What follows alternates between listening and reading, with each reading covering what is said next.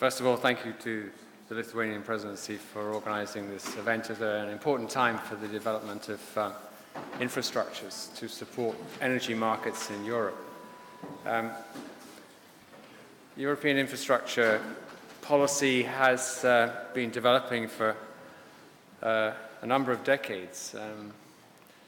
Originally, the idea of trans-European networks was there alongside the ambition to build an open, interconnected, integrated market in electricity and gas in Europe, as well as in transport.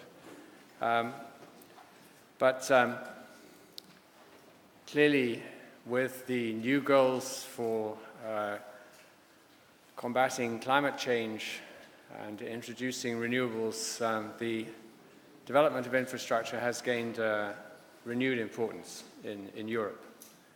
And it's in that light that we have developed in the Commission communication on energy structure in 2010, and that led to the negotiation between Council and Parliament of a regulation on guidelines for trans-European energy infrastructure, which entered into force in May this year. And we've had already, under the Spanish presidency, but also under the Hungarian presidency, broad debates on how this infrastructure policy should develop. So I very much welcome this third presidency event, linked in particular to the recent adoption of the list of projects of common interest. If you look more widely at the ambitions, but also the concerns for development of European energy markets, we took 2 years ago the decision to present a roadmap up to 2050 of what might be the required scenarios to reach a low-carbon competitive economy.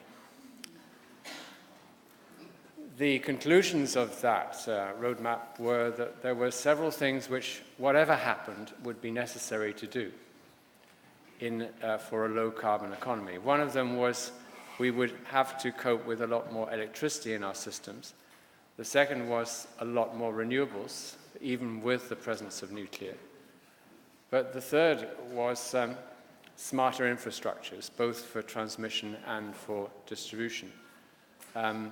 And infrastructures which needed to be developed very quickly in order to meet the ambitions of any pathway towards that vision of a 2050 low-carbon economy.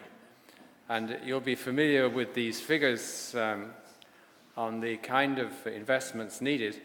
They're not meant to frighten, particularly not meant to frighten ministers of finance, because as we know, most of these investments will be covered and incentivized by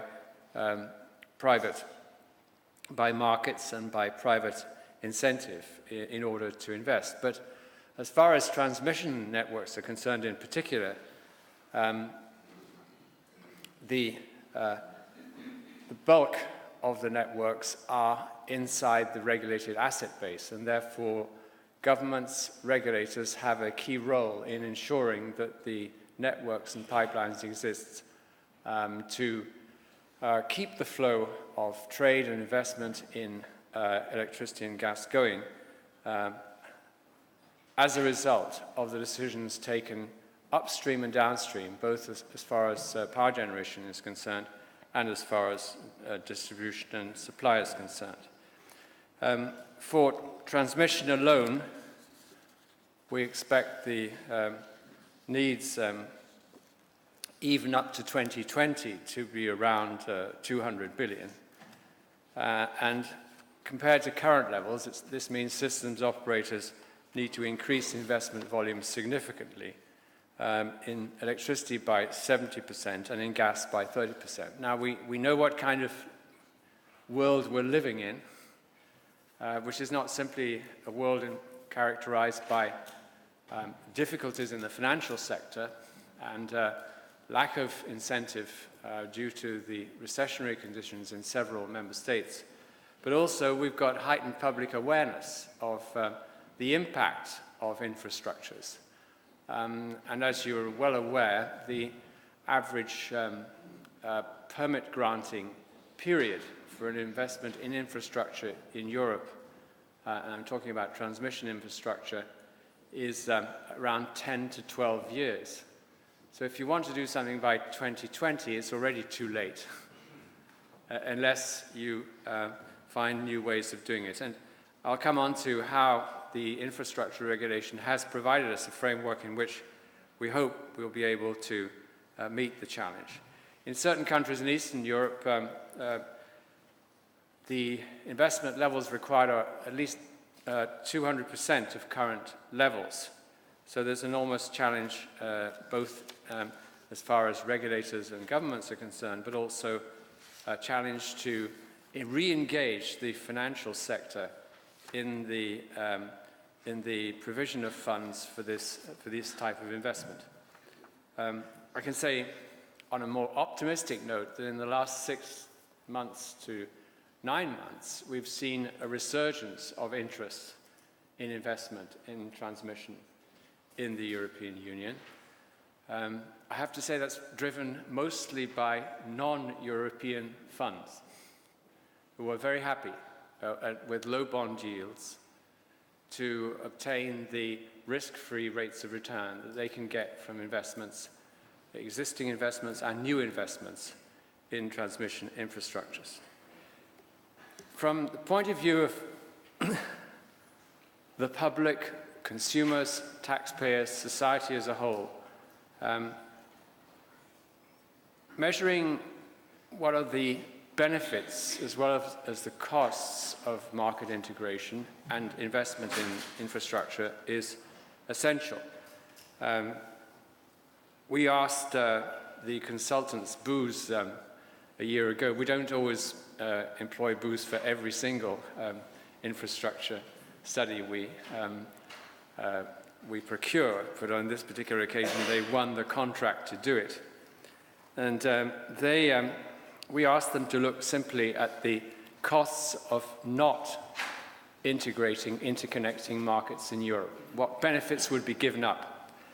And their analysis shows that around 40 to 70 billion euros can be saved annually until 2030 through full market integration, with about 30 billion in gas and between 12.5 and 40 billion in electricity. Their analysis shows that several countries have already benefited substantially from market integration, and compared to the situation of a non-Europe, savings are therefore even larger.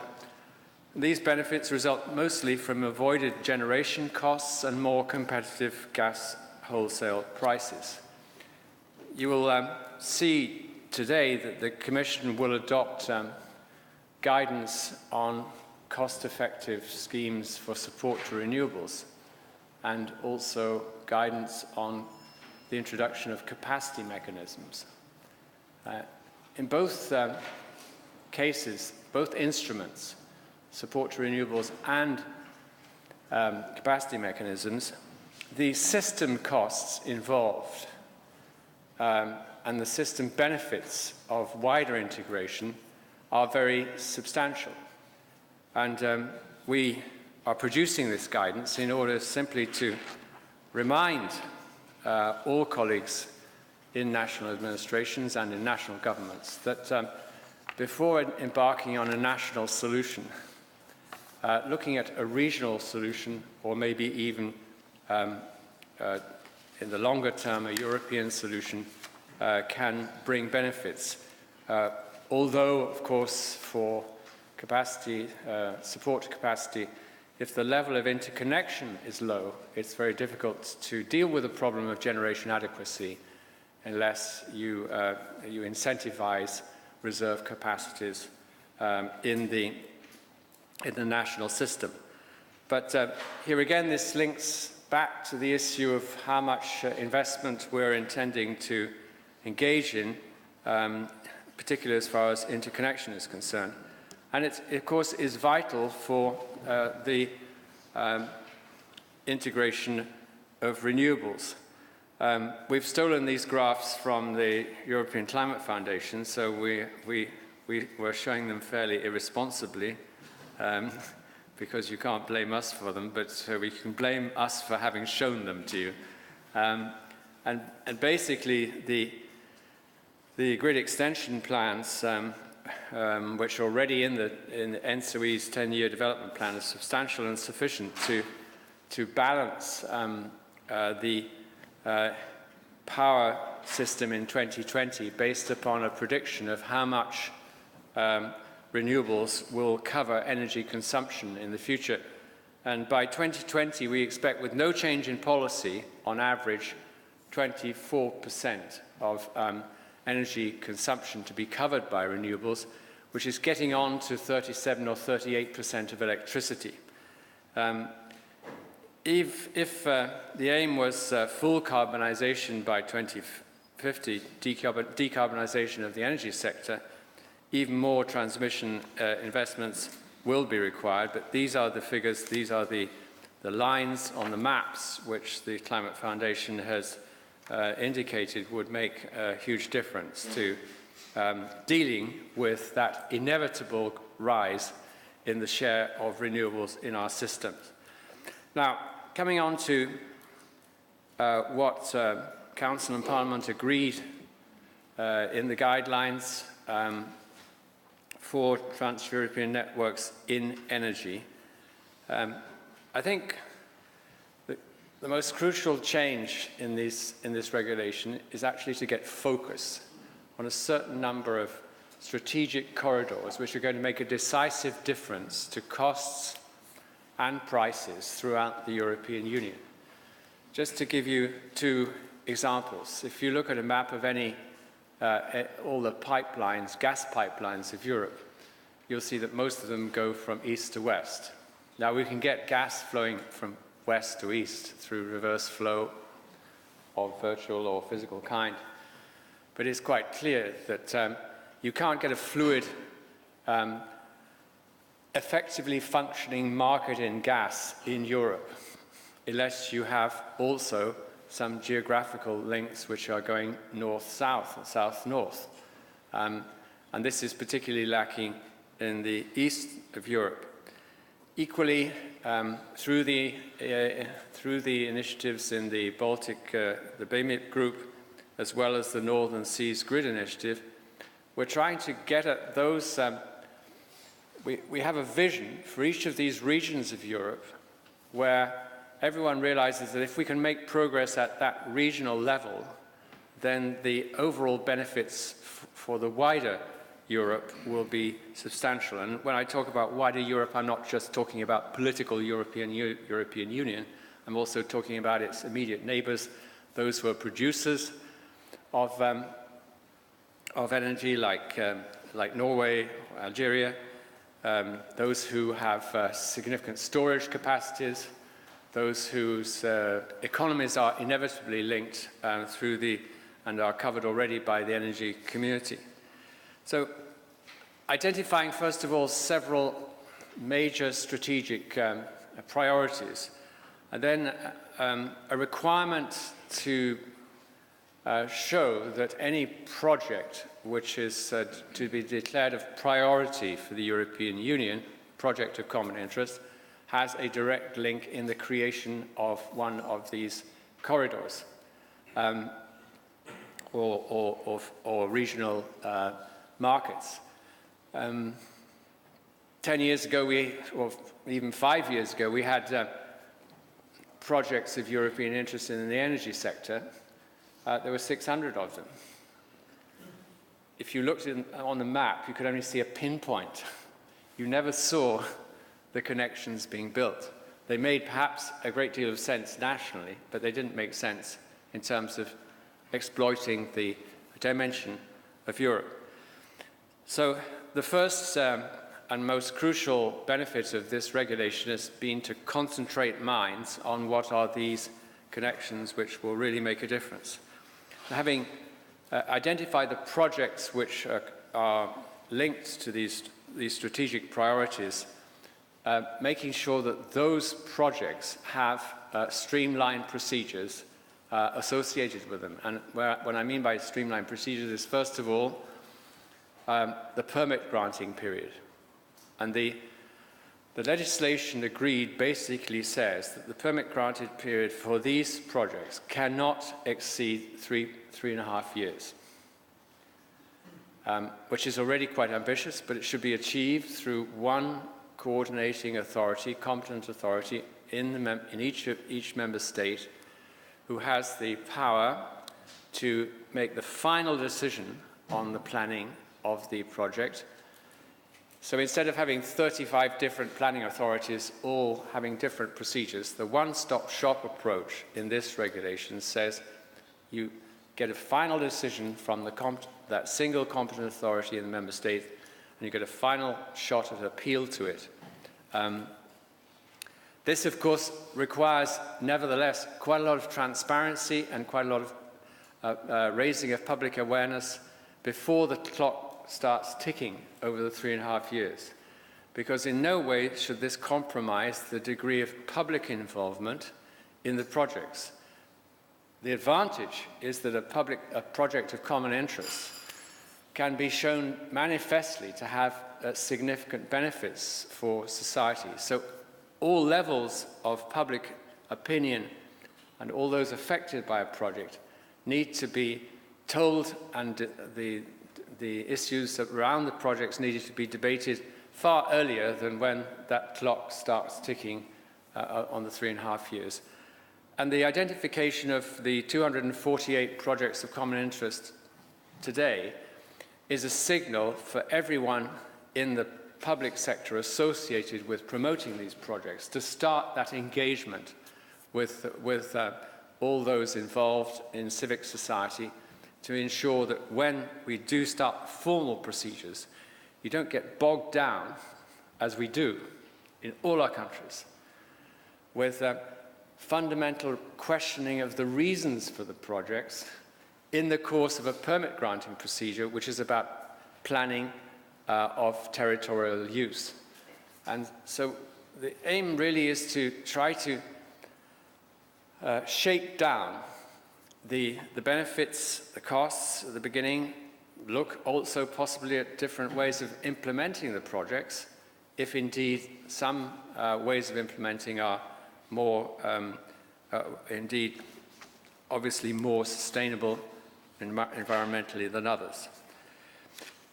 Second aspect of streamlining is to ensure that the regulators who are dealing with these projects at national level, and don't forget, most of these projects are in the regulated asset base, that is to say, the regulators determine the rate of return they will get, that they do that taking into account not just the interests of national consumers, but looking at a broader cost-benefit of the projects concerned, which means they have to talk to each other across borders, and they have sometimes to agree with each other. And I have to say, and this is not something from a European official, it's just simply as an ordinary citizen, I'm quite amazed at our capacity to disagree between our regulators. They're quite good at that. The Nordic countries have shown us the way, how we can produce cross-border cost-benefit analysis, which takes into account all the benefits and costs for consumers everywhere. And then they arrive at a cost allocation on both sides of the border, which makes sense, both for consumers on one side and on the other. Now, of course, having established those streamlined procedures, the process which we launched already earlier this year has been to engage promoters, systems operators, and the member states concerned in a bottom-up identification of projects which meet the criteria which I referred to earlier. And it's on the basis of that hard work in the last 6 to 9 months that we've been able to establish a list of 248 infrastructure projects of common interest. It's the first list. The list will be updated every 2 years. If you get onto that list, then it's a ticket to get into the stadium to play in the game of actually getting money from the Connecting Europe facility. Now, the Connecting Europe facility is another piece of good news for everyone. My own compatriots always complain about the lack of orientation of the European budget to competitiveness and to security of supply issues, and the over-concentration on agriculture and on purely national economic development in the regional funds.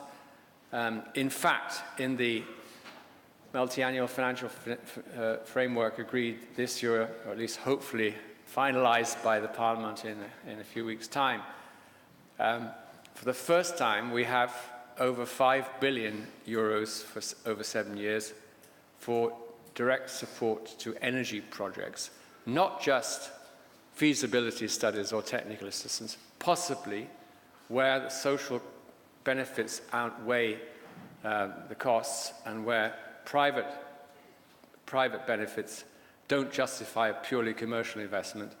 That money can be used directly to support projects of common interest. So a project of common interest has no direct ticket for money to the fund, but as I say, it gets you into the stadium and then you have to play for it. And of course, as you'll see from some of the projects on the list, we've not been able to completely eliminate alternative projects. So where two projects are competing with each other, it's a race to the finishing line to make sure which one gets the money. I think that it would be rather not in the interests of the taxpayer in Europe if indeed we were to finance competing projects, which is why you hear us boringly repeating that in all the discussions about that. Now listen to some of the aspects of the first list of projects of common interest. I'm not sure why we've put up on the screen the total length. It's like one of these things where if you put if you lay European civil servants end to end around the circumference of the globe, they meet on the other side. But it does indicate some of the dimensions of the projects involved. There are 132 projects in the electricity area, and the investment volume is about half of that of the electricity projects included in the 10-year development plans which ENSO-E have been involved in. About half of the projects of common interest in the Northern Seas region are in the Northern Seas region, Western Europe and the Baltic region, and the other half in Eastern Europe. There is a cross-cutting priority of smart grids and infrastructures which allows some projects to go ahead independently of these geographical interconnections which I referred to earlier. Now in gas, the situation is similar with 107 projects identified. You see the length of them is slightly shorter than electricity. I'm not sure what that means, but let you work that out. The capacity of the pipes involved is something like 103 BCM with total investment costs of 53 billion, with a similar geographic split across the European Union, although we have particular importance of projects of common interest in Eastern Europe and in the southern corridor, as well as in the Baltics. Now, what's the impact of these projects. We've tried to measure it in two ways. First of all, to what extent will these projects actually increase the interconnection capacity between various countries? And interconnection levels basically is the level of import capacity divided by the net generation capacity in the country concerned. Just as an example, between France and Spain, the present level of interconnection is around 3%. And indeed, even after the projects of common interest, the interconnection capacity level, which will be the lowest in Europe, will still only be 6%.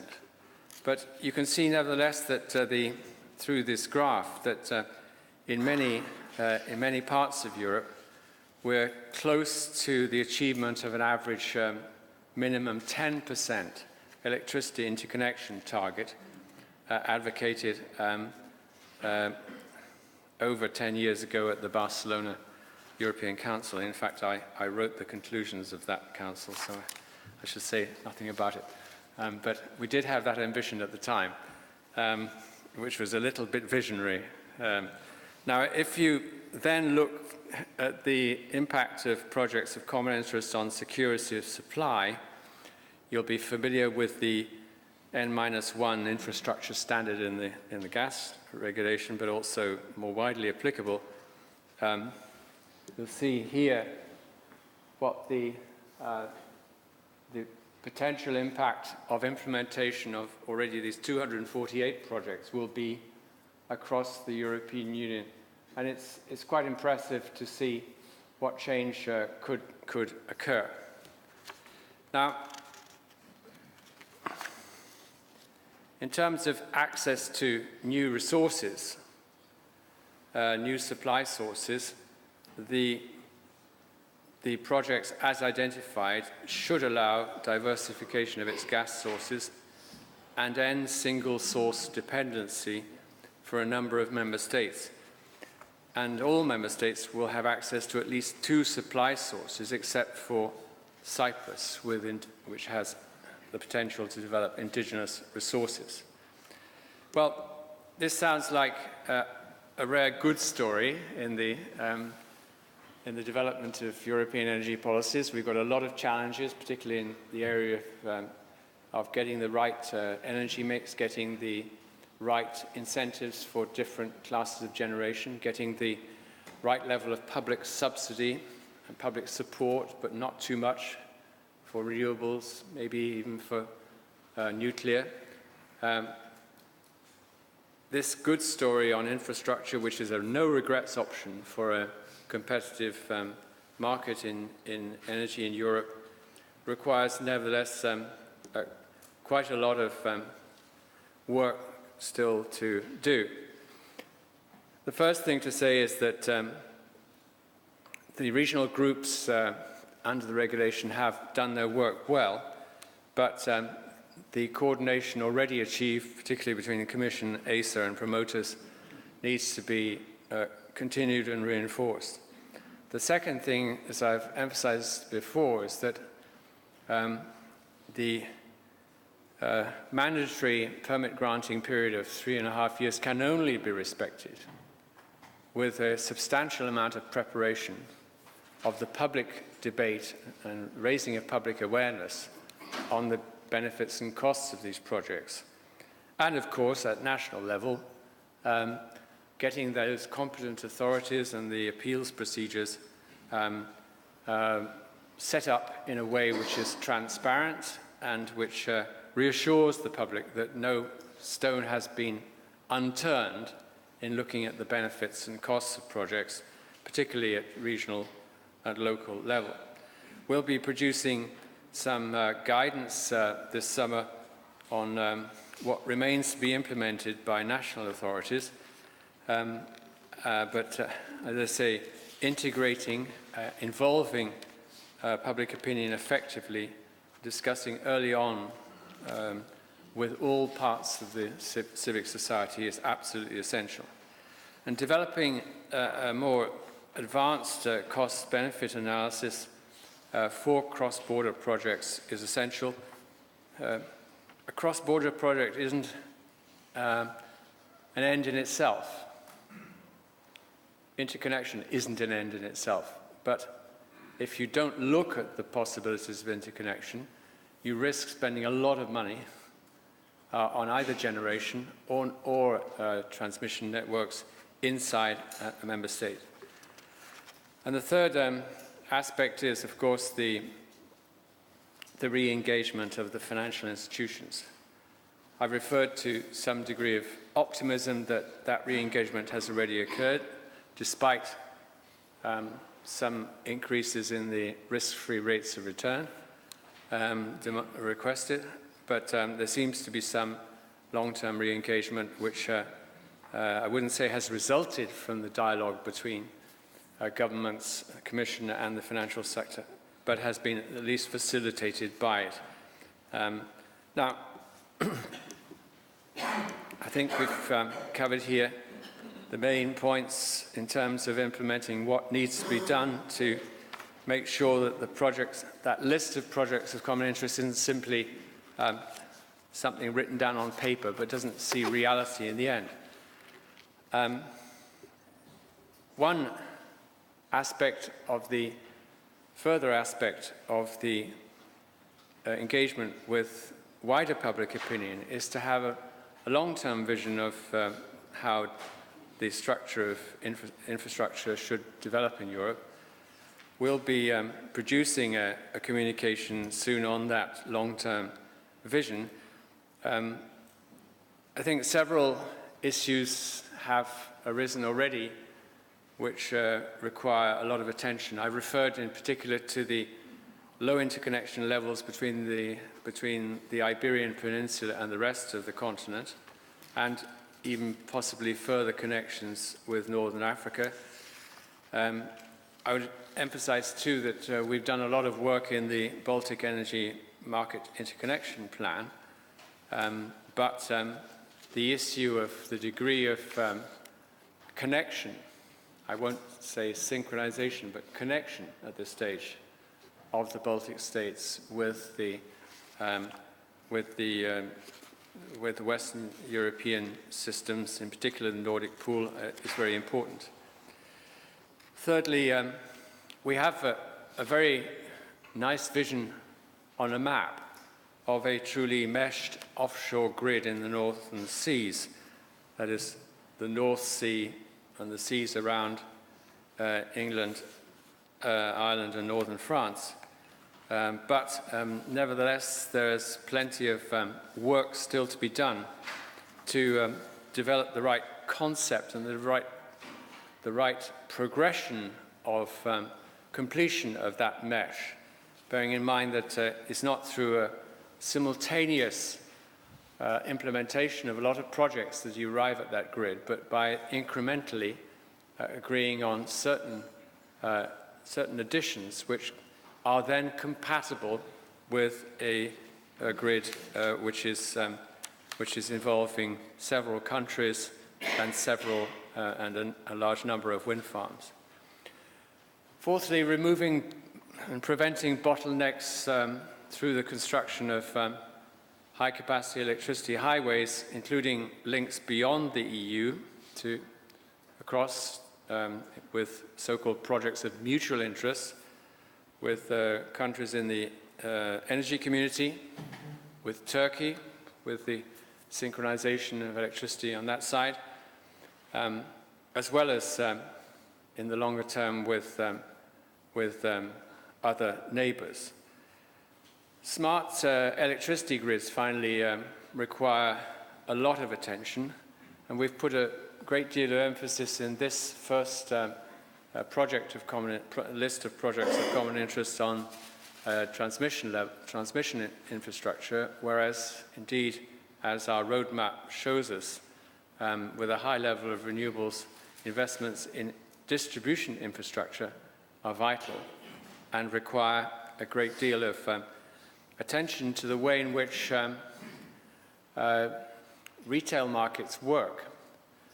And have to say that if there's one debate at the moment beyond the issue of rising fossil fuel prices, it is the debate at national level on how we create a greater dynamic of competition at retail level. And that dynamic of competition can only be developed if we can ensure that consumers and indeed those operating for consumers like aggregators or indeed other new entrants to the retail market have the information available to be able to offer to consumers and get a better deal. And that requires, with a large proportion of renewables in the system, also an analysis of the benefits of local generation for local consumption and indeed local production coming back into the grid. And that's a very important aspect of a future vision in which the majority of electricity in Europe will be produced on average by renewables, even if in several countries of Europe there will still be a high level of generation of electricity through coal in particular. Now in gas, expanding the southern corridor, increasing flexibility to respond to the needs of variable gas use and storage are really important. And these are the longer term issues which will be at the basis of our communication. And we've got to prepare, therefore, the next steps for this long-term vision. One, of course, is what happens to this first list of projects of common interest. It's a living list, hopefully. It requires, in certain cases, decisions to be taken between alternative projects. And some of the projects on the list are, I would say, more mature than others, to say the least. Some of them are political vision, including synchronization of the Baltic states, full synchronization of the Baltic states with the Western system. And so a lot more work needs to be done there to ensure that we're not just looking at a list which looks good on paper, but, as I say, has a real follow-up.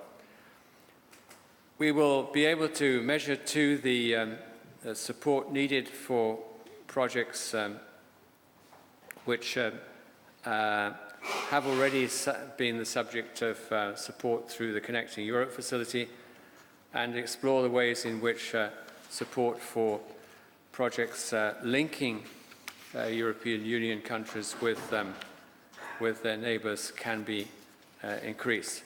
So that's just one trot round the course. I hope that this will lead to a stimulating debate in the panel. Thank you very much.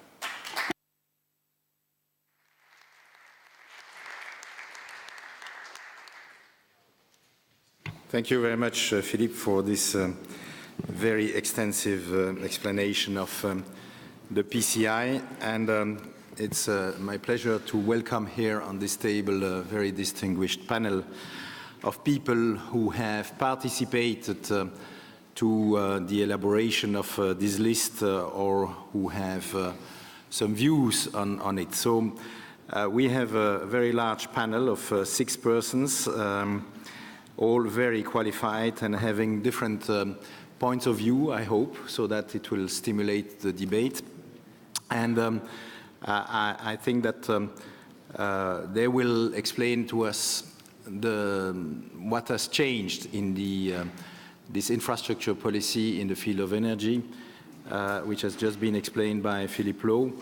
I think we have 3 major changes which have been highlighted. First of all, the regional consensus needed on projects which are cross-border. So this is quite new and quite revolutionary, I would say. Before we had national priorities. Now we have projects which have been discussed with the member states, administration, TSOs, promoters, and regulators, and they have come to an agreement on the project of common interest. This is, in my view, a major step forward in the Europeanization, as Commissioner Oettinger is calling it, of the energy policy. And I think ENTSO-E and ENTSO-G are really the tools which have been working at the European level to create this regional consensus at the level of the promoters of projects who, by the way, there are those who are pushing forward the project, and the others are just facilitator, the regulator, of course, and the administration of member states. There will be the witnessing of this process by Vittorio Musasi from ENTSO-G and by Mr. Mejimorek from ENTSO-E. And then we will have another view also from an independent observer, I guess, Mr. Schlewisky from Ernst & Young, who will tell us a bit what a consultant is thinking about this, part of making money, about consulting clients. They may have also a view on whether the process is right, whether it's not in line with how things should be done. We will hear from him. And then I think we will have, after, a very important thing, which is the second major change in the process, is a permit granting acceleration. And it's very nice that we have Mr. Ries from Greenpeace here, who will tell us about public acceptance. And I think in the field of electricity, I remember all the discussions we have had with ENTSO-E. This is an absolutely key issue. So if you need 10 to 15 years to complete a project and to overcome all the public reluctance to see new infrastructure, there is a problem, of course, because then we are clearly in contradiction in our own objectives, because we cannot have at the same time a lot of renewables and at the same time the refusal of any infrastructure which are making these renewables a reality. And then we will have another view also from Mr. Olesznovich, who is the CEO of Lotos, a very well-known company in Poland, who is a major actor in the regional cooperation and Central and Eastern European countries. And I think that's also very important to have a view from the players in the region. And finally, we will have Mr. Kopacz, who was not on the program, and I suggested he would come here to replace Claude Turmes.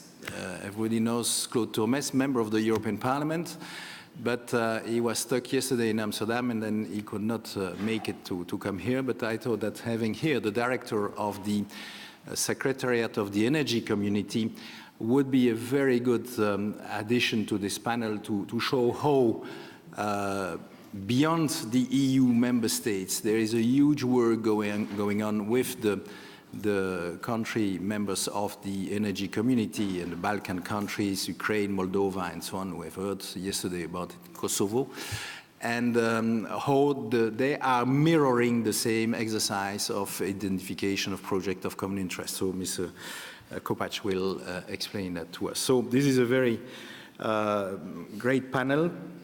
And I would like also to add a third important element in the way infrastructure policy is now made, and this is really also where the EU added value has to be found, is the cross-border allocation of costs, which has been mentioned in the presentation, and which is really, I think, a very big novelty, and where, of course, the cost-benefit analysis will play a major role. But this is where, of course, we need to integrate our internal market, where we need to optimize all the resources, and where we have to find the best projects for ensuring economies of scale, and at the end, the best price of energy for everyone. So all this is linked, and I hope that each of the panelists will give us their insight about this. And we'll start with Mr. Mejimorek of ENTSO-E. Everybody has 5 minutes to explain quickly his role in this identification and implementation of PCI. And please, go. You have the right to 5 slides in principle.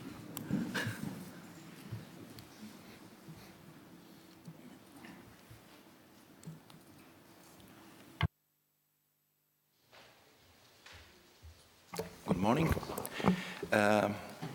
After this nice introduction, I will just recall a few basic fundamentals from the NSOE side, so from the association of 41 TSO, electricity TSO from 35 European countries, not only the 28 member states, but also Norway, Switzerland, Iceland, Bosnia-Herzegovina, Macedonia, Montenegro, and Serbia.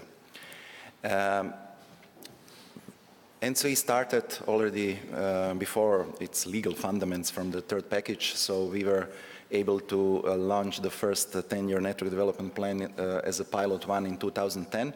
But now I will give you just a helicopter view from what was the basis for the PCIs, the TNDP from 2012. The already mentioned internal bottlenecks were also in the focus of this TNDP.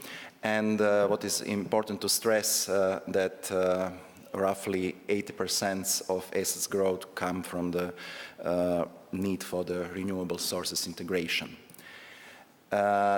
Basically, the projects in the TNDP 2012 were separated into two time horizons, the short term by the end of 2016 and beyond 2017. So in this already mentioned percentage of 70% of increase reflects to the kilometers of the electricity transmission network, which is in the NSOE coverage roughly exceeding 300,000 kilometers. So also the figure of the 22,000 kilometers length of the PCI projects, it's below 10%. So it still remains a big job for the national TSOs and the national authorities for the rest of the network in order to keep the well-functioning electricity system in all Europe. This summer we published the document, the review document of the monitoring of the implementation of the projects from the TNDP 2012. And so we can be slightly more or less satisfied that at least half of the investments is on time. Of course, the reason for delaying or rescheduling will be too long to explain, so I will just invite you to read, if you are interested, this on our website, the overall explanation of this monitoring update. Now into the time horizon for approaching the next version of TNDP, which has the label of 2014. It's a combination of the multilateral studies directed already to beyond the real scope of the TNDP, which is, as the name says, of course, 10 years, but having in mind the vision of 2030 with the four very different scenarios, trying to grasp the uncertainty of the long-term electricity and energy planning in general. And this identification of both investment needs and already projects which have clear shape. The main assessment was directed also to the grid transfer capability which these new projects can bring. And already before coming in force of the regulation 347, there was a first window of the call for the third-party investors, so except the TSOs. And after after the regulation came into force, we opened the second window, which of course brings slight postponement of our original goal. Also, the both previous TNDPs were published mid of the year at the end of June. Because of this additional window and additional assessment needed, these regional groups, in our case, it's slightly more in number than for the regional groups for the PCI, so that we have 6 regional groups. After this all assessment will be finalized, we will be able to publish for the first public consultation in spring next year, both the TYNDP on the as a main part on the pan-European level, both these regional group investment plans on these 6 regions as already mentioned. And so the finalization of this next issue or next version of the TYNDP should be end of next year. And more or less the same story in a slightly different perspective. So the interaction of the pan-European and regional studies approach, top-down, bottom-up. What is important to stress is the synchronization of the scenarios on the European level and on the national level, because the inconsistency ruins the whole story, and the plans become not really reliable and sustainable. Already the CBA, the cost-benefit analysis indicators, as stipulated in the recent regulation, are already taken on board in their main principles for the TYNDP 2014, from the already mentioned grid capacity to social welfare and environmental impact. And, but of course this is a learning process, and the full implementation of this cost-benefit analysis will be for the TYNDP 2016. Definitely, as it was the case for the pilot one and the TYNDP 2012, we believe we are on the right track, improving with each next version. But of course, this is the process which very much relies on the continuous feedback with all stakeholders. So I will finish this with this short recalling of the basis for the PCIs.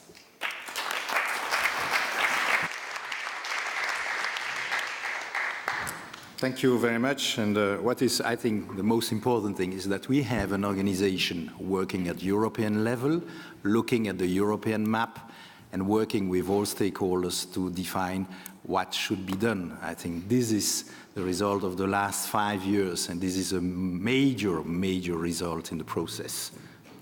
And I guess we have the same for gas, Mr. Moussazi. Thank you, Mr. Benoit. Thank you very much for this invitation. Yes, for gas, as you have seen also yesterday, the scenario is quite challenging. We are facing with new policies in the EU, the introduction of the renewables, which, by the way, can be enabled and can be backed by gas in a very good ways. We have also an international scenario which have changed quite a lot due to the shale gas in the USA, which deliver coal for Europe. The Fukushima event, which creates a condition for attracting LNG into Asia, and so that this is another possibility for LNG to be used somewhere else than Europe. And for sure, all these points are creating different scenarios for the gas industry, in which the investment are still necessary, because for sure, in these scenarios and under this condition, the situation has changed a lot. The gas flow are changing. Usually we are talking about north or south stream flowing in Europe. Nowadays we are reverse flow, and also east and west can be changed easily. There are some other opportunities for developing the country's network in order to cope with the needs of the various users. ENTSOG represents 42 members and 3 associated partners in the EU, and also 4 observers coming from Switzerland, Norway, former Yugoslavian Republic of Macedonia, and last but not least, we also have nowadays a representative of Ukraine as observer to ENTSOG. So that we cover quite all Europe, geographically speaking. On the CBA methodology, we think that for sure the involvement and the discussion of all the stakeholders is important. We have done this for all our activities, and we think that this is the right way to do. We have been involving all the stakeholders since the previous step. We have done some public consultation in August. We are going to have another meeting in end of November. And next year we are going to discuss with the stakeholder the documents that we are going to release to the ACER for opinion on the 16th of November.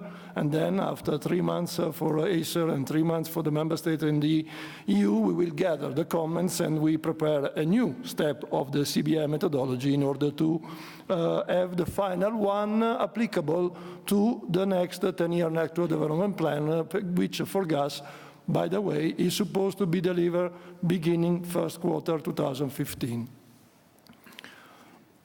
The experience of the first selection has shown the importance of the consensus around the cost-benefit analysis methodologies and the methodologies of data that are gathered. Data gathering is always a problem. It's always something that, as you know from the IT experience, if you have a black box, if you use good data, then you have good solution. Otherwise, the solution can divert you from the right situation. The methodology should be able to capture all the benefit that each kind of infrastructure is able to deliver to the market in the terms of pipelines, but also in underground storage and in LNG plants in the gas area.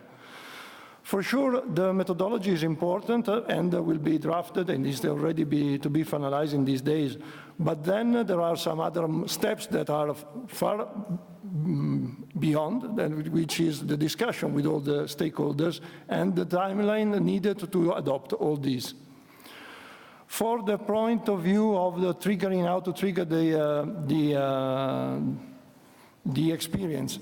In our cost-benefit analysis, we are going to prepare and present 2 potential tools. One is the energy system-wide part carried out by us, in which will be a part of the 10-year network development plan, and ensuring that the project promoters have access to the same database. On the other part, there is a specific part carried out by the project promoters in order to have the assessment of their own project, in order to have all the benefit assessed in order to promote their activity. I think that the activity of ENTSOG is being done in a proper way in order to have the most interesting document in order to satisfy the need of the creation of this PCI, taking into account that the scenario of gas is challenging, is changing quite a lot. We are facing a new situation which it is necessary to cope with our investment scenarios. I think that from a high-level perspective, there are a lot of benefits coming from the use of the natural gas, which is still an abundant resource in the world.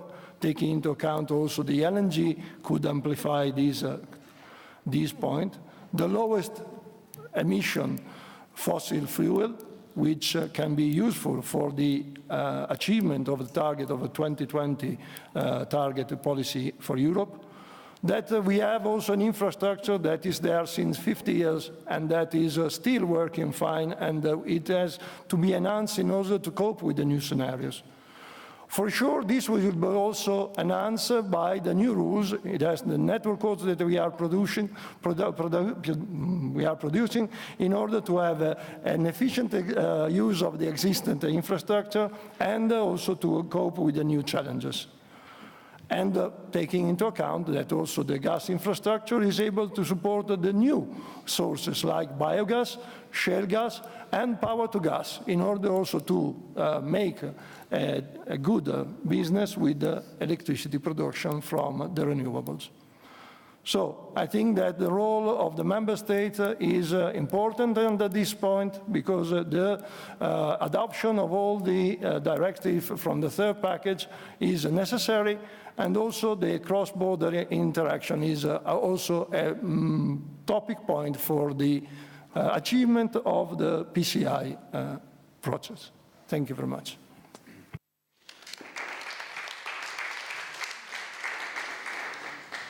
Thank you very much, Mr. Musazi. So we are confident now that as well as in electricity as in gas, we have the infrastructure managers working together at the European level.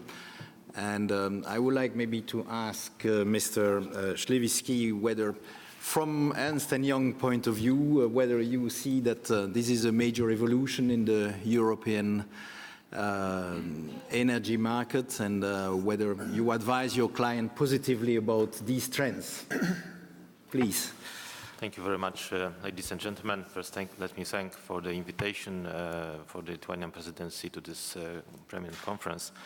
I think this is a very good question, because we as a consulting company had the pleasure to be involved in at least few of interconnection projects in Poland, where I come from. And one of these projects has been LitPolLink, and now there are two projects in gas networks related to potential interconnectors of Poland to Lithuania and Poland to Slovakia. And one might say that, okay, I mean, why do we need all of this? Because, I mean, we've been able to develop interconnectors so far.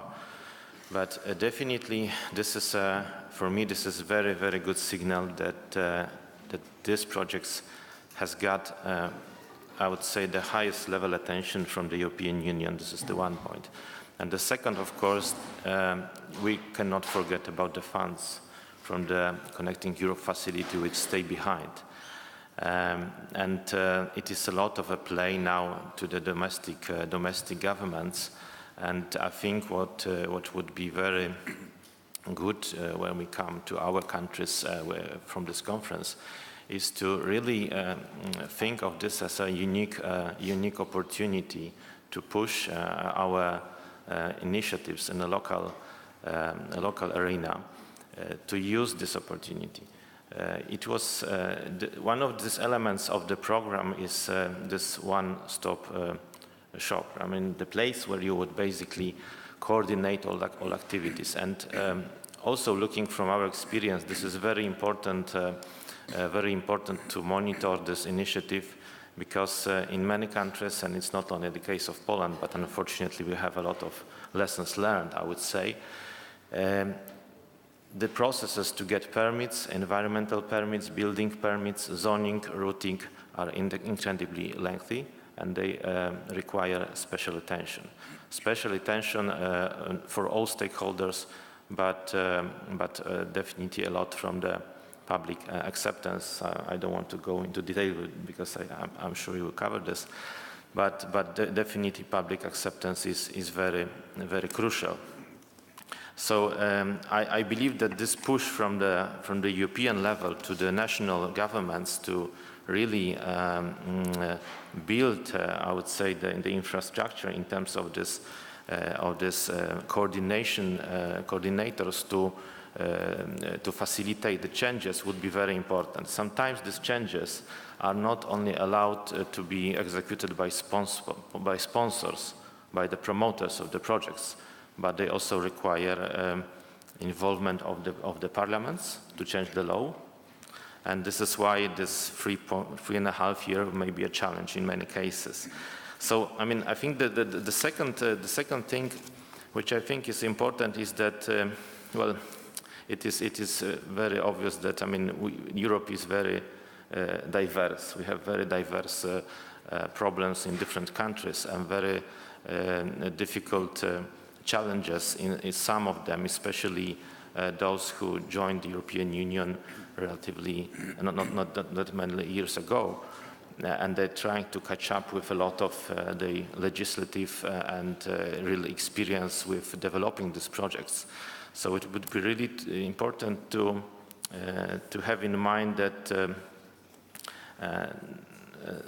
that from the European level, also taking into account how the funds are being disposed from the Connecting Europe facility, not everything may be executed that quickly and that efficiently. We had yesterday a case, an example which has been provided by Mr. Pavluc, the Minister of Economics from Latvia, on how the renewables targets are being viewed. So I mean, sometimes this, I would say, very sticking to the rules may hurt the projects. So of course, it is not to say that there is not a lot of work to be done on a country level, but there should be a certain element of flexibility at this level when the funds will be assigned. I have to also say that, I mean, this initiative is extremely important, and what we also looking forward is the next steps. I mean, next steps in the sense of new wave of projects, which has been mentioned, and I hope there will be also other projects like mentioned gas storage projects, maybe oil storage projects, which would be also very important to optimize the use of resources and the transportation networks. And the other thing, which is also, I mean, probably is not a subject for today's discussion, but definitely what is important, we are talking here about developing infrastructure, and it is essential to bring the savings that have been presented at the beginning of today's panel. But definitely we also have to think how to support different technologies to generate electricity. This is especially about electricity. So wind offshore, for example, which may be difficult in some locations to be executed, but also other conventional and unconventional projects, including also for some countries projects which may be very difficult to manage because they are relatively small, and they are trying to pursue projects which are of, I would say, common interest. Again, project of, let's say, in brackets, common interest, not only for them, but also for the neighbors. So I think this is the future of these initiatives. So I'm very happy that we have this first wave of projects. I'm sure there'll be more of them. Thank you.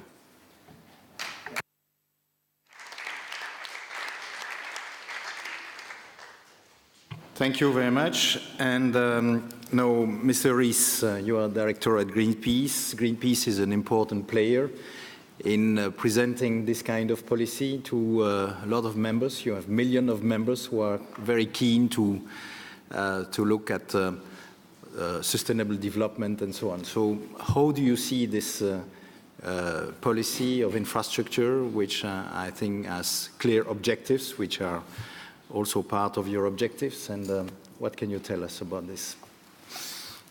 Thank you, Monsieur Benoit, and thank you also, Minister Neverovic, for inviting Greenpeace to this event. Thanks also to your staff and the many people who make this conference such a professional, smooth-run event. Yes, public acceptance. I think President Grybauskaite yesterday, in her opening remarks, managed to wrap it up extremely concisely and to the point. She said, I took note, that the challenge for Europe is to have a system that gives us security of supply, prices affordable for industry and households, and which is good for the environment. I would add a fourth point. I would add employment to this as well. We want a transition to a system that enhances employment in Europe. So a secure, a competitive, and a renewable energy system. And you're not going to be surprised if I tell you that for Greenpeace, evidently, the renewable part of that package of 3 or 4 targets is the most important one. depending where you come from, you may want to stress security of supply or other angles. The crucial thing, however, is that I think President Grybauskaite managed to capture in her speech that it is those three things together that make the common European interest. And anyone who sits here representing a very particular single interest, who wants to cut out one of those three, is, in my view, not really on the same page as the President there in terms of common interest. What is less surprising, maybe to many of you, more surprising than that Greenpeace is in favor of renewables, is that that is also shown very clearly in the public opinion service by the European Commission. The official Eurobarometer surveys show very clearly that 7 out of 10 Europeans across the EU 28 want to see European politics drive more renewables. Okay? So in terms of public acceptance, if we're looking at the PCI list and the projects that are rolling out, the first thing I can say is let's make sure the first projects are not all fossil fuel projects. And we have quite a few fossil fuel projects on the list. Some of them are important. Some of the gas projects are important in order to bridge the transition. But the number of renewable projects is unfortunately relatively smaller, and it is very disappointing that we have so few smart grid projects in this first list, and I think we need to have a separate initiative in order to drive smart grids. The Commission and others made it very clear how important that is to move us from a system that, as Commissioner Oettinger also said yesterday, looks pretty much still like, he said 19th century, I'd say 20th century system, not only in the types of fuels that Europe is using, our very strong dependence on fossil fuels, imports of oil and gas total over €1 billion every day. Every day the European Union is transferring wealth, €1 billion, to a few individuals in Russia and the Middle East. Imagine a system where we increase the indigenous sources, and you need renewables to do that, and you need energy efficiency to do that, as Fatih Birol reminded us, and where we can reinvest this €1 billion every day in research and development, in employment, in a system in Europe that creates jobs here, that reduces pollution, and that gives us long-term security. In terms of the transition to the digital age, as Commissioner Oettinger called us, the other thing that I think we need for public acceptance is that the public can very clearly benefit from this new system. And the analogy with the phone system, I think, is a very valid one and has often been made. The energy system of Europe of the 20th century, which is essentially still the energy system that we have by and large today, looks a bit like the phone system of the earliest and mid-20th century. A couple of big operators, many of them formerly state-owned companies, providing a relatively basic service, fixed line for relatively high cost. And then we had the digital revolution in the phone system, and we have now a system that is many more players, decentralized system, no fixed lines, new technology coming on market, lower costs, and it has required significant public intervention to get us there, the liberalization of the phone market and the consistent interventions that the European Commission is still doing also there, and we need the same for the energy market. So another question that was put to our speakers is, what do we need in terms of moving forward from here? And the Finnish gentleman asked the question yesterday, how this paradox, I think was a brilliant question, saying the paradox that prices are relatively high and yet investment is so low. Now, one answer that I often hear from investors is that they are lacking the clear political framework and the clear security that the 2020 targets gave to investors. We've seen a boom not only in renewable technology development, but also related industries, and a boom in employment when the EU set itself binding 2020 targets for renewables. We now need binding targets for 2030 in the range of 45%, and that will give the investment security, and that will continue to trigger the research and development and the jobs, and it will help us to cut off our dependence on Russian gas, and it will help us to cut off the transfer of wealth to the Middle East. And that, combined with a clean energy system, is, I think, what the public will like. And if politicians can not only present it as well as the Lithuanian presidency did it yesterday, but also make sure that that happens, then I think you have the public with you. Thank you.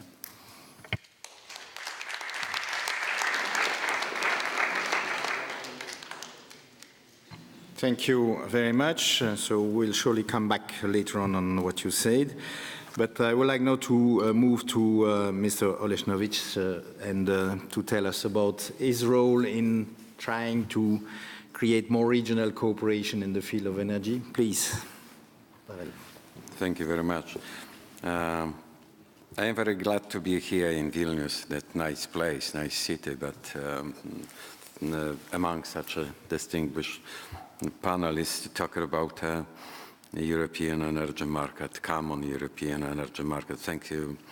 Thanks to Minister Neverovich inviting me here. For me, representing Central European region, because that's our think tank organization based in Brussels, collecting, let's say, 11 countries, including Croatia. And I may say that as a voice of that region, I am going to deliver. So we funded our organization 3 years ago, which is, let's say, very, very short time and very, let's say, fresh. But the first step, we prepared a report together with, by Ernst & Young regarding the whole Europe and our region about energy sector. And that report shows us that our 10, 11 countries within the EU, the whole model is producing 1/3 of GDP of the rest of Europe. And this big gap, differences of the economies, showing us, you know, the whole problems we have in Europe. And we have to think how to shorten that, how to eliminate that distance between 11 countries and 15 countries, and try to connect each other and help each other share whatever is possible, supporting each other to shorten that gap and improve the situation if you want to be one united, let's say, model as a united Europe.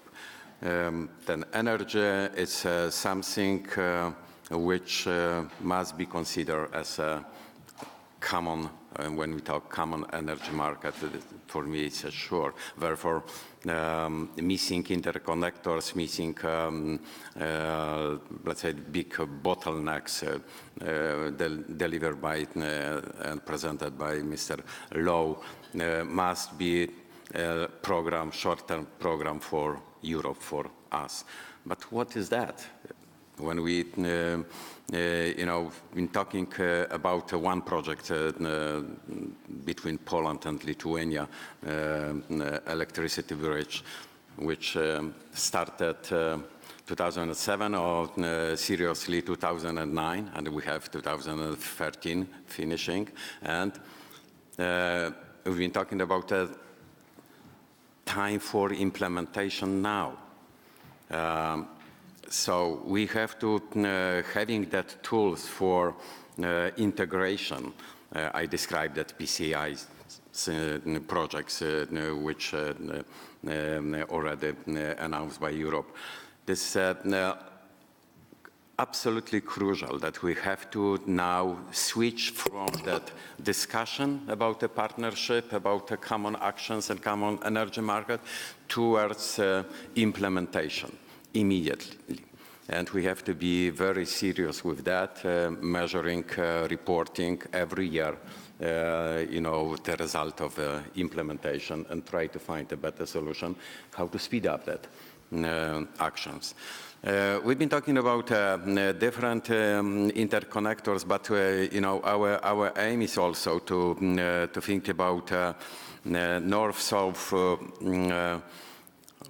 I would say, energy highway, because we've been talking about gas interconnectors, and I add the crude oil, electricity interconnectors, and I would add also roads and railways. So, and intelligent grids. So there are many industrial projects, you know, to build such a, let's say, as I mentioned, highway, but this is an infrastructure which will connect each other from north, from the Baltic Sea down to Mediterranean Sea,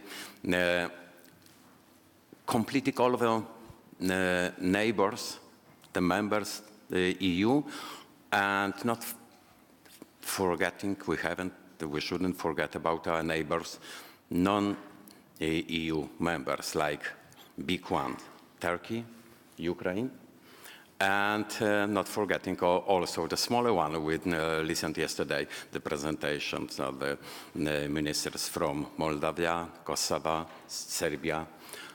So there are many of common solutions to work together, trying to focus on the real EU and be, as a EU, the partner for others.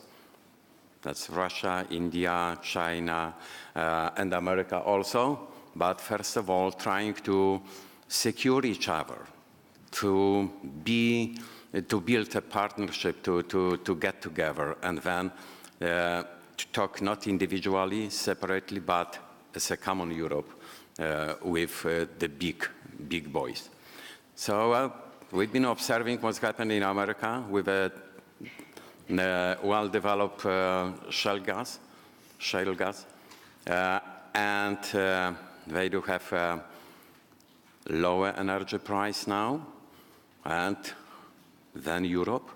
And we've been observing actions, industry moving from Europe, petrochemical industry, to America. We have to focus on Europe, trying to stop that movement and invest here and try to build up what Mr. Rice mentioned and touched, you know, not to increase the social part of the budget here in Europe, but try to bring something more for GDP growth, you know, but without investment, without in the industry, we will have the problem. So therefore, there are many things which has to be done here, especially once again, as a voice of CEE, I very much want to underline that you know, we are poorer than others within that EU, but we are smart enough and well prepared with our ideas, projects, to share with our more mature partners and create finally win-win model for all of us. Build the partnership position and improve EU as a whole. Thank you.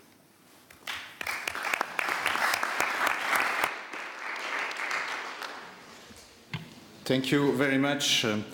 And I just want to underline that it is less than 10 years that we had the biggest enlargement of the European Union. And it took about 50 years for the big boys, as you call them, the 15 before 2004, the 15 member states before 2004, to come to what we are doing at the moment with a European process of identification of projects of common interest. And the fact that all the new member states of the EU since after 2004 have been fully involved in this process is by itself, I would say, about a miracle. Because if you see the time it has taken to the others to come to this process, you have catch up and you have done it very fast. And The good news is that we are continuing in this direction, because you spoke about other countries like Ukraine and Turkey, and Mr. Kopacz will explain us what the Energy Community Secretariat is doing in trying to bring all these countries from the Balkan, Southeast Europe, and from Ukraine, Moldova, and even Turkey, to think in the same line. And I think this is also something which is very impressive. And we should not shoot in our feet all the time by saying, well, Europe, well, losing. It's not true. When you're outside Europe, when you are in India or China, they look at Europe when what we do here in Europe is something meaningful. And of course, we have problems, and we have to solve our problems. But we should also recognize that the process in which we are engaged is something significant. And I would like to, all of us, to remember that. And we should be proud of what we are able to do all together, because this is really the seeds for the future. So, Mr. Kopacz, explain us the energy community. I'm here. Yeah, sorry, you were there. Thanks, Mr. Villard, for this nice introduction. Thanks to the Lithuanian presidency for inviting me here. Thanks to Storm above Amsterdam, which landed Mr. Turmes, who then, so that I have a possibility to step into his shoes. I would just, I was invited to prepare this presentation. Of course, yesterday evening, I did it the whole night. So I have 19 slides, but today morning I was told that I can show only 5 of them. And I will really try to be brief. So as Mr. Vinoa said, it's a miracle that, I mean, sometimes, or it could be called a miracle that PCIs are got regional consensus. It's even bigger miracle in energy community, where some member states were in war with each other 15 years ago, or 16, something like this. And this is really a huge step forward when we, because not only European Union has projects of common interest, also energy community has its own projects of common interest. Just a short view on a map. So our members are these yellow southeastern European countries, Moldova, Ukraine. Unfortunately, we lost Croatia this year because it entered the EU. They were happy, we were not. No, we congratulate them, of course. But Georgia is coming as a full member, and Turkey, Armenia, and Norway will, for the time being, stay observers only. We are trying to mirror processes in European Union, so we are kind of a mini EU, and we have the same, approximately the same structure, so Ministerial Council, Permanent High-Level Group, which is kind of a COREPER, Regulatory Board, which is kind of ACER, Energy Community Secretariat, which is kind of a commission, or DG Energy, seated in Vienna. Then we have different fora, and task forces, working groups, and so on. And the most important one for today's presentation is Energy Strategy Task Force, which was, and now I'm jumping through, Energy Strategy Task Force created 3 years ago to prepare energy community strategy.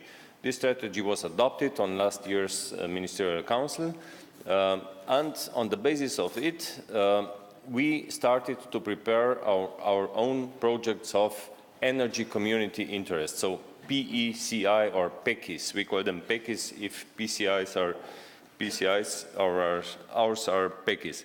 And we were trying to mirror the same process as EU had, also with the chair of the task force, Ms. Katarina Sico-Mani, who did a marvelous job. I have to really to say this in front of her bosses. So the group started to have this, let's say, beauty contest last December. and we started to up till 1st of January this year, we got 100 proposals for potential projects of energy community interest. You can see distribution through the countries. Croatia is there still, because it was member of energy community at that time. And so we got exactly 100 of them. Then we went through a process of assessment, which is not only mirror of what, which didn't only mirror what happened in EU, but was a little bit more innovative. Our methodology tried to assess change in socio-economic welfare, which was which got a weight of 47%, then enhancement of competition 19%, improvement of system adequacy 17%, progress in implementation 11%, facilitation of renewable energy sources 6%. And we got out of this process 35 projects of energy community interest, and I forgot to say when I said we are mirroring processes in EU. In the case of projects of energy community interest, we were discussing not only projects in energy infrastructure, but also projects in electricity generation, because the strategy, which was adopted last year, showed that some blackouts could happen already very soon, and that not only energy infrastructure, so cables and gas pipelines are needed, but also some new power plants. Among them are also coal, thermal power plants.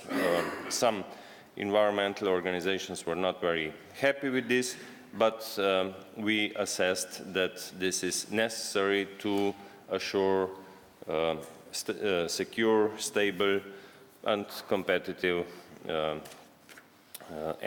electricity, and energy for the region.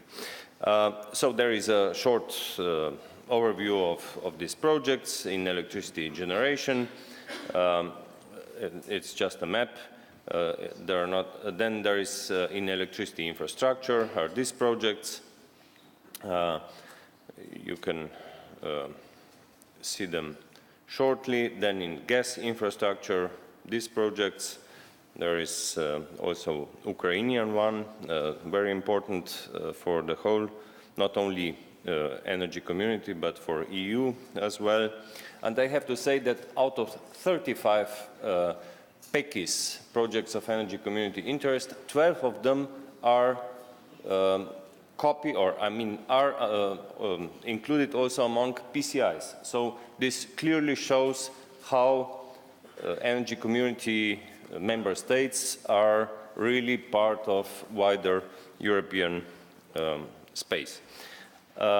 We have also 2 projects in oil infrastructure, but no projects in CO2 transit or transport. And on top of that, we also proposed to our Ministerial Council, and this was already adopted, regulatory measures, how to support projects of energy community interest. I'm not going to list them now.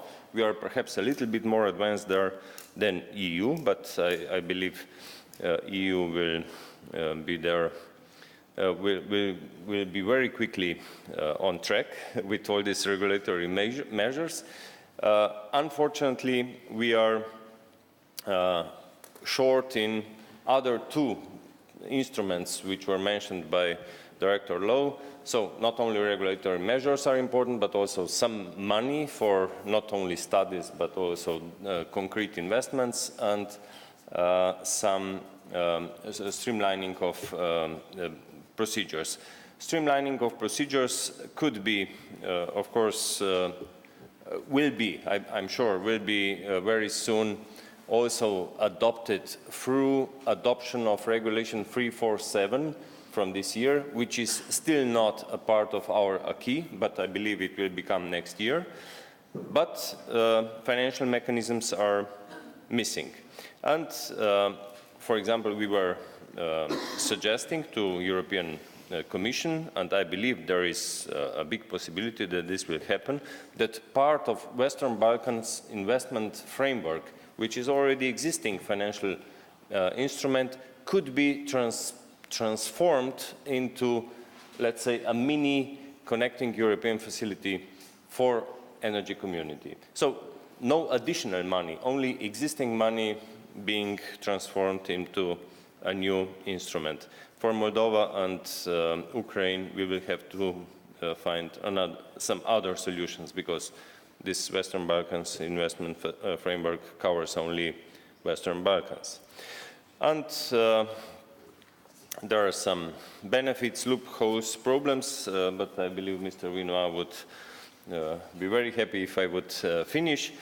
So I will not be more elaborated. I believe this PowerPoint presentation will be accessible for everybody later if somebody will be interested.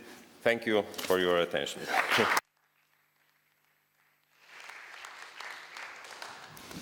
Thank you very much. So we have the full picture of identification process, implementation difficulties, of course, we will see.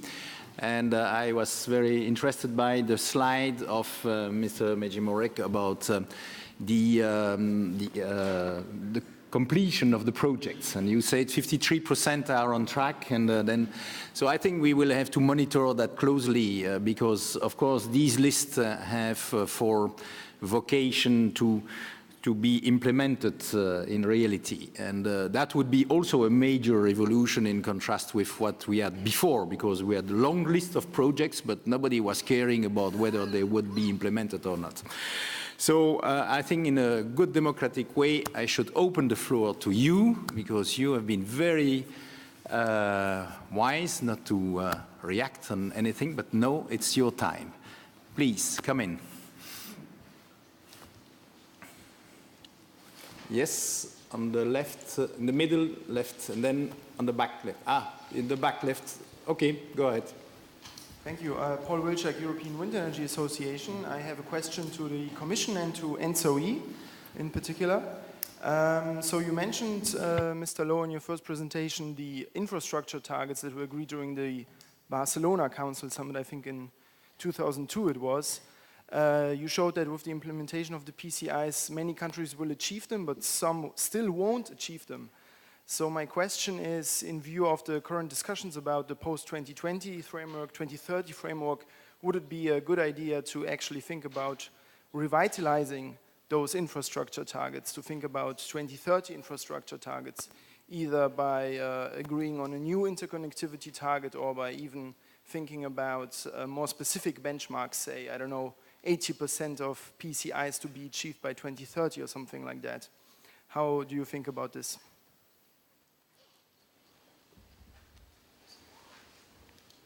Philippe, although you are not member of the panel, you have a special treatment here.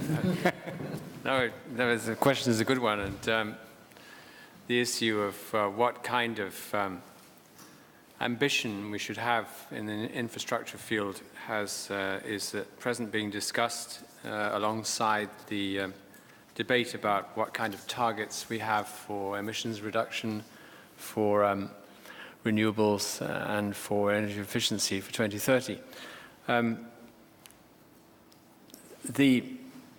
The Barcelona target of 10% interconnection capacity, of course,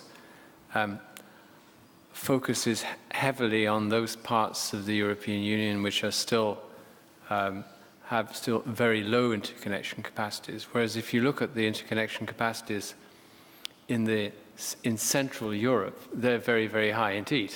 The cross-border flows between Germany, Netherlands, Belgium, France are very, very high.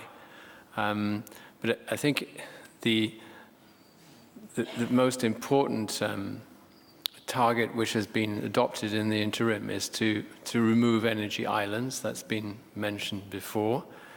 But equally, if any country is to have the most cost-effective energy system with also an increasing level of renewables, which may not be the case for Poland compared with other countries for some time. But if this is the case, then we need to look at concentrating efforts on improving that level of interconnection capacity. And I think that's where the second list, the updated list in 2015 comes in. We've seen the impact of the existing list. We have to look at the next list to see what kind of real impact we can have on those countries which have a low level of interconnection capacity. Now, of course,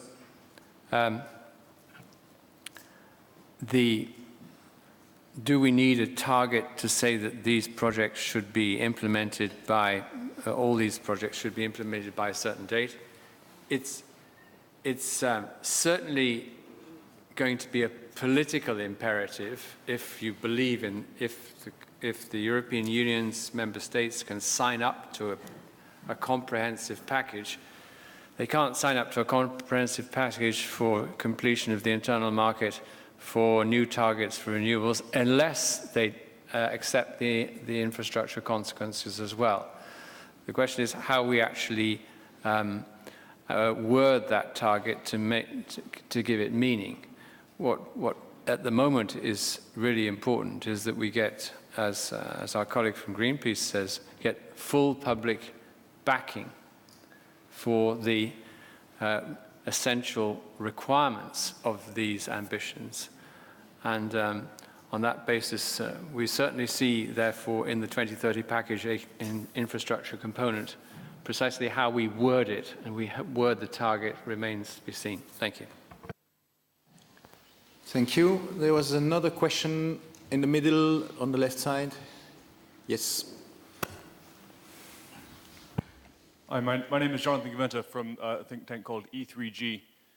My question for the panel is about smart grids in the list of projects of common interest. As we saw only 2 smart grids projects in the whole of Europe. But on the other hand, we also see that some of the recent problems on loop flows and other issues really demonstrate that the ability of a single country to be able to manage its own electricity flows, the ability to activate the demand side and to integrate local renewable energy is something that is actually of a real European importance. So I'd like the views of the panel on whether they think that the criteria that were applied to smart grids projects that raised a very high bar for projects to be able to bid to become projects of common interests need to be revisited in the light of the real lack of projects that we've seen coming forward. Thank you. I will ask Mr. Medjimorek maybe to have a first reaction, and others. Mr. Rees, you want after? Yeah, okay. Okay, thank you. The focus, at least from the transmission perspective, from the NCE, was regarding the smart grid projects. They are covered quite well through other instruments and other initiatives, for example, through R&D and so far with the present or framework projects and with the Horizon 2020. So there are a different scale of the smart grid projects directed to have more intelligent grid and more smart grid also on the transmission side. So we don't see it as direct connection with these present PCIs. Mr. Rees and then Mr. Lowe. Mr. Rees? I do see a problem, and I agree with the gentleman who asked the question that this is one of the weak points, the fact that we have so few smart grids now in the list of projects. And as I said in my short presentation earlier, I do think we need a separate initiative to promote smart grids because there is an overall risk here. I mean, we're talking about completing the internal energy market, and we've heard for how long has the EU, 12, 15, and so forth, tried to complete the internal energy market. There is a risk that we simply now complete what has been thought of for so long without taking advantage of the new technologies and the new ways of managing energy markets today. And smart grid is exactly one where, in many cases, it is simply the fact that they make most sense at a level that is lower than bridging several countries, which was one of the conditions. But for the reasons that the gentleman gave, we nevertheless need a European stimulus in order to drive this. Otherwise, we're stuck. There is a risk we could get stuck with the same energy system as before, but now just better connected, which fails almost all the criteria that President Grybauskaite raised and which I fully share. Well, I partially agree. I also agree with Damien that, you know, in the R&D, in the new doubled research budget for R&D at European level, grids and storage have the major priority in that, which is, of course, the upstream phase. I also agree that there is, it doesn't look good that what is regarded, our major efforts on interconnection don't have the word smart in front of them. I have to say, however, that to be fair to the designers of a lot of the projects, they are using smart technologies in what they're doing. And I'd like thirdly to say that, and I think that was implied by our colleague just now, there are about 300 projects at national level on smart distribution networks and smart grids. 300 projects across the European Union.